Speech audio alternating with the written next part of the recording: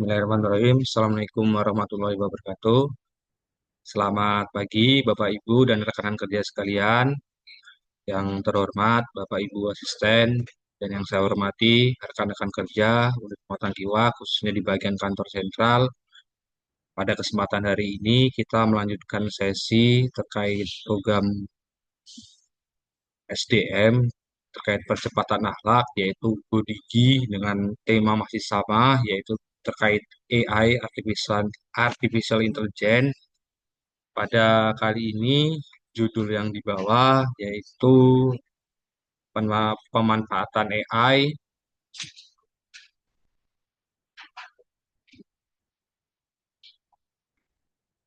untuk smart data management menghubungkan setiap bagian dalam sistem digital yang terpadu. Seperti yang sebelumnya, AI ini memang sangat berguna terutama dalam membantu pekerjaan karena sangat efisien dan efektif di berbagai hal. Nah, pada kesempatan kali ini izinkan untuk menjabarkan sebuah materi yaitu Smart Data Management menghubungkan setiap bagian dalam sistem digital terpadu. Pada dasarnya, kunci untuk membuat Smart Data Management yang dia saling terpadu yaitu dibutuhkan database yang saling terkoneksi pada setiap sistem. Contohnya ketika di PTPN, yaitu kita sudah punya yang namanya SAP. Nah, SAP itu dia sudah saling terkoneksi baik dari bagian keuangan, SDM, atau teknik yang nanti pada akhirnya data itu bisa saling diakses dalam tanda kutip.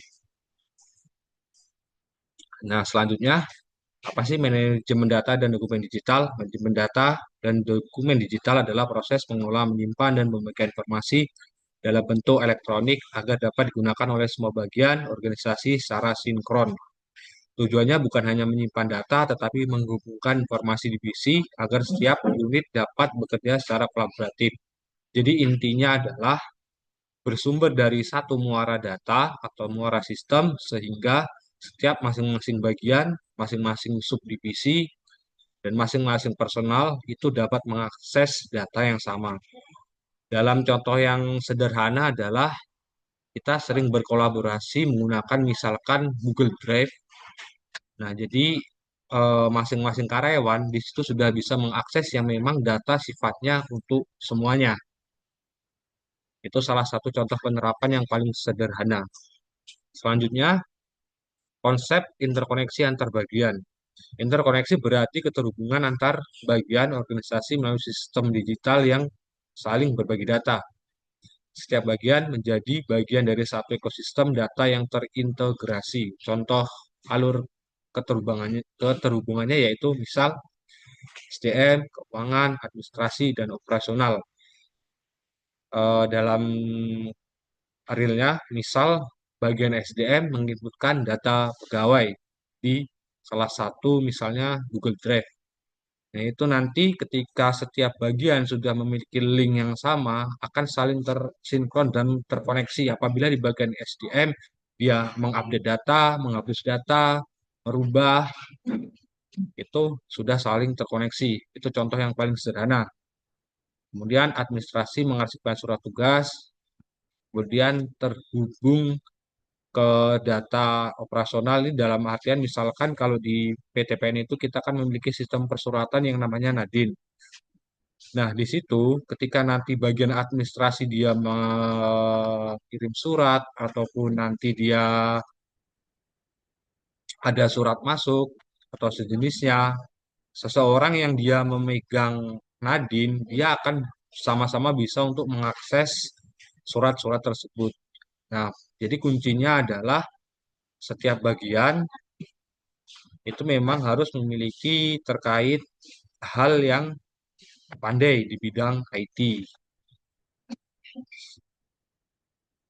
Kemudian selanjutnya yaitu komponen pendukung interkoneksi. Interkoneksi antar bagian didukung oleh database terpusat, sistem manajemen dokumen, serta pengaturan hak akses. Nah, ini yang seperti yang saya sampaikan tadi, apabila dalam suatu sistem database-nya itu menjadi satu muara, itu akan saling terkoneksi. Jadi contoh sederhananya misalkan ada sistem informasi pengelolaan keuangan unit pematang jiwa. Nah, bagian SDM dia akan bisa nanti misalkan menginputkan gaji-gaji karyawan, tunjangan, sansos, atau hak-hak karyawan lainnya. Nah, nanti di bagian keuangan dia bisa melihat, oh total biaya pengeluaran SDM dalam 1 bulan, dalam 1 tahun itu sekian rupiah, atau biaya real terhadap RKAP sekian rupiah. Nah itu ketika memang ada database yang sama, itu bisa saling akses.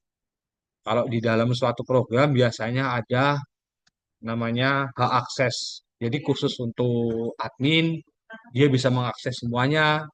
Nanti ada role akses khusus keuangan, role akses khusus SDM, role akses khusus pengolahan. Nah, itu nanti dalam suatu sistem itu biasanya ada role ID atau mungkin disebutnya kalau dalam bahasa pemrograman. Yang selanjutnya, ini ada beberapa tantangan atau solusi. Tantangan pertama, perbedaan sistem antar bagian. Dan solusinya adalah standarisasi sistem dan format dokumen. Ini mungkin maksudnya ialah ketika ada perbedaan sistem antar bagian, maka baik dari perusahaan sendiri ataupun nanti dari ketika ada bakal perancangan sistem itu harus lebih mengarah jadi setiap bagian itu fitur gitu. Jadi tidak beda sistem tapi diinterkoneksikan dalam satu sistem tapi memiliki beberapa fitur khusus di bagian seperti itu. Yang kedua, kurangnya pemahaman karyawan terhadap sistem digital. Nah, jadi ada solusinya pelatihan literasi digital bagi pegawai atau pelatihan secara sistematis dan struktur seperti yang saya sampaikan kemarin bahwasanya untuk memahami terkait IT dan penerapan AI selain pelatihan yang struktur dan sistematis yaitu harus ada penguatan budaya dari budaya yang sebelumnya bersifat manual kita geser budaya yang lebih mengarah ke digitalisasi. Memang memakan proses waktu yang lebih lama, tapi apabila konsistensi ini terus dilakukan, nanti ke depannya akan berdampak pada kemudahan bagi karyawan untuk melakukan administrasi-administrasi dan menunjang pekerjaan. Yang ketiga, yaitu resiko keamanan data.